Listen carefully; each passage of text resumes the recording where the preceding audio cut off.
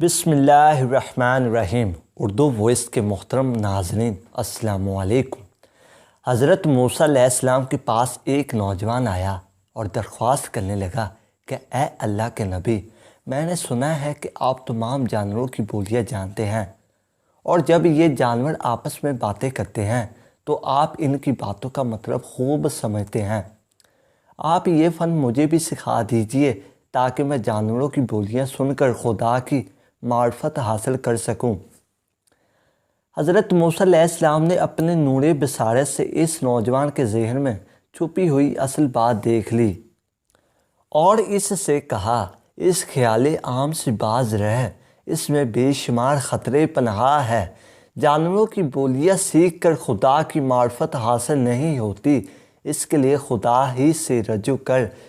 حضرت موسیٰ علیہ السلام نے اس نوجوان کو بہت سمجھایا بجایا، لیکن جس قدر آپ اسے روکتے اور سمجھاتے اس قدر وہ ضد کرتا جاتا۔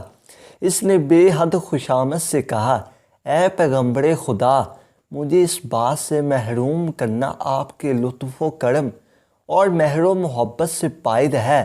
آپ کو حق تعالیٰ نے بڑی سفارش سے نوازا اور نور بصیرت بخشا ہے۔ کسی شے کی حقیقت آپ سے پوشیدہ نہیں۔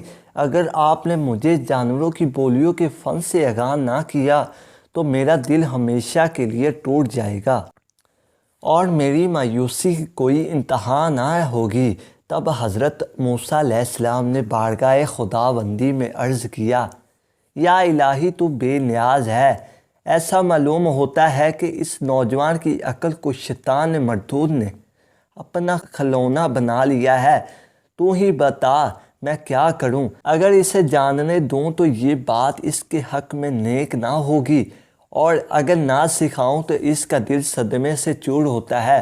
حق تعالیٰ نے حکم دیا، اے موسیٰ، تم اس نوجوان کی خواہش پوری کرو، کیونکہ ہماری سنت ہے ہم کسی کی دعا رد نہیں کرتے۔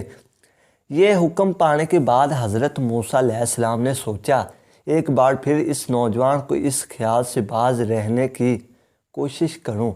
چنانچہ آپ نے اسے نہایت شیریں اور نرم لہجے میں سمجھایا کہ خدا نے اجازت تو عطا فرما دی ہے اور اب تیری مراد خود بھی پوری ہو جائے گی، لیکن تیرے حق میں بہتر یہی ہے کہ یہ خیال ذہن سے نکال دے اور خدا سے ڈر، کیونکہ یہ پٹی شیطان نے تجھے پڑھائی ہے۔ مجھے یقین ہے تو سینکڑوں آفتوں میں پھنس جائے گا اور آخر میں سوائے ندامت اور پیشمانی کے کچھ ہاتھ نہ آئے گا۔ اس بات نے اس نوجوان پر صرف اتنا اثر کیا کہ وہ کہنے لگا، بہت بہتر، میں تمام جانوروں کی بولی سیکھنے کے خیال سے درگزر کرتا ہوں، لیکن کم از کم 2 جانوروں کی بولیاں تو ضرور ہی سکھا دیجئے۔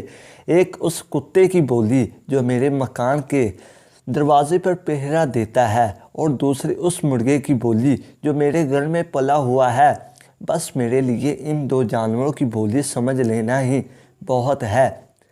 حضرت موسیٰ علیہ السلام نے فرمایا، جا، آج سے تجھے ان 2 حیوانوں کی بولی کا فن میں نے خدا کے حکم سے تجھے عطا کیا۔ اور وہ نوجوان خوشی خوشی گھر واپس آ گیا اور اگلے روز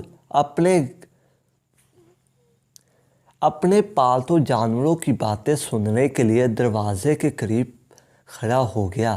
تھوڑی دیر کے بعد گھر میں کام کرنے والی خادمہ ہاتھ میں ایک کپڑا لیے دروازے پر آئی۔ اس میں رات کا بچا کچا روٹی کا ایک ٹکڑا تھا۔ وہ خادمہ نے باہر پھینک دیا۔ اس وقت مرغا پھڑپھڑاتا ہوا آیا اور وہ ٹکڑا اٹھا کر اپنی چونچ میں دبا لیا۔ پہرا دینے والے کتے نے یہ دیکھ کر مرغے سے کہا، یار تو بڑا لالچی ہے، تو دانہ دھنکا بھی چوک کر اپنا پیٹ بھر سکتا ہے۔ باسی روٹی کا یہ ٹکڑا ہمارے حصے کا تھا، وہ بھی تو نے اچک لیا۔ مرغے نے کتے کا شکوہ سنا تو جواب میں کہا، بھائی اس باسی روٹی کا رنج نہ کر، صبر سے کام لے، خدا نے تیرے لیے بہترین نعمت مقرر کی ہے۔ کل صبح ہمارے مالک کا گھوڑا مرنے والا ہے، اس کا گوشت خوب پیٹ بھر کر کھائیو۔ اس نوجوان نے مرغے کی یہ بات سنتے ہی اپنا گھوڑا کھولا، بازار میں لے جا کر اس کے دام وصول کیے اور خوشی خوشی گھر واپس آ گیا۔ اگلے روز صبح پھر خادمہ نے دسترخوان جھاڑا تو روٹی کا ٹکڑا زمین پر گرا۔ مرغا پھر اٹھا کر لے گیا اور کتا منہ دیکھتا رہ گیا۔ آخر اس نے مرغے سے کہا، ابے تو بڑا چلاک اور فریبی ہے۔ تو نے کل کہا تھا کہ آقا کا گھوڑا مر جائے گا اور مجھے خوب پیٹ بھر کر گوشت کھانے کو ملے گا۔ اب بتا گھوڑا کہاں مرا؟ آقا نے تو اسے لے جا کر بازار میں بیچ ڈالا، مرغے نے جواب دیا۔ معلوم ہوتا ہے تو ازلی جھوٹا ہے۔ مرغا جھوٹا نہیں، بڑا باخبر تھا، اس نے جواب دیا۔ یار تو خواہ مخواہ داؤ کھاتا ہے، گھوڑا تو مرنے ہی والا تھا، یہاں نہ مرا، دوسری جگہ جا کر مر گیا۔ ہمارے آقا گھوڑا بیچ کر نقصان سے تو بچ گیا اور بظاہر اپنا نقصان دوسرے کے گردن پر ڈال دیا، لیکن فکر نہ کر، کل انشاءاللہ اس کا اونٹ مر جائے گا، پھر تیری 5 انگلیاں گھی میں اور سر کرائی میں ہوگا۔ نوجوان بھاگتا ہوا گیا اور اونٹ کو بھی بازار میں لے جا کر دام وصول کیے۔ جانور کے مرنے کے صدمے اور رقم کے نقصان سے چھٹکارا پایا۔ دل میں خوش تھا کہ ان جانوروں کی بولیاں سیکھ کر فائدے ہی میں رہا۔ حضرت موسیٰ علیہ السلام نے خواہ مخواہ ڈرا دیا تھا کہ ہزاروں آفتوں میں پھنس جائے گا، ابھی تک تو کوئی آفت آئی ہی نہیں۔ تیسرے دن کتے نے غصے سے مرغے سے کہا، ابے اس زمانے بھر کے جھوٹے، کب تک کاٹ کی ہانڈی آگ پر چڑھائے گا؟ تو بڑا ہی فریبی نکلا، آخر تجھے جھوٹ بولنے میں مزہ ہی کیا آتا ہے؟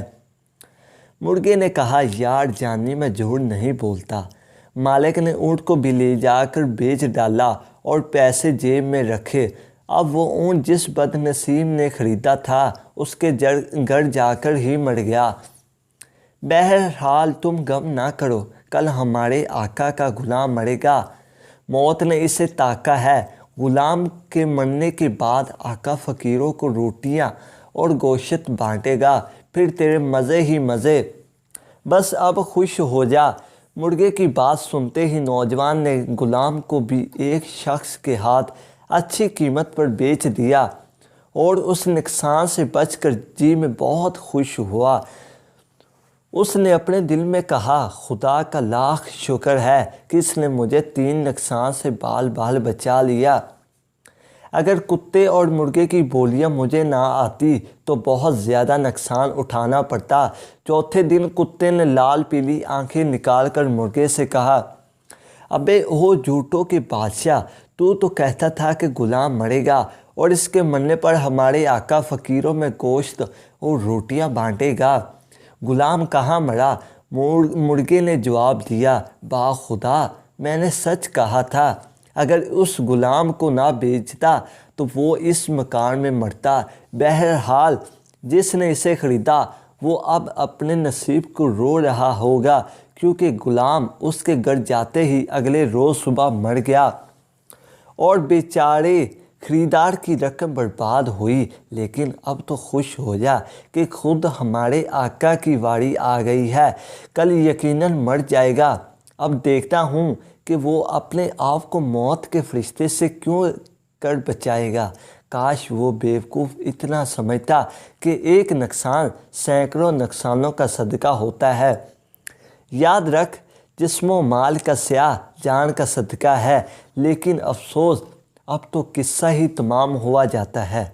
آج ہمارے آقا سوئے عدم روانہ ہو جائے گا، پھر اس کے والی وارث گائے ذبح کرے گے اور دیگے چڑھائے گے، روٹیوں کے ٹکڑے اور ہڈیاں بوٹیاں اس کثرت سے تجھے کھانے کو ملے گی کہ جی بھر جائے گا۔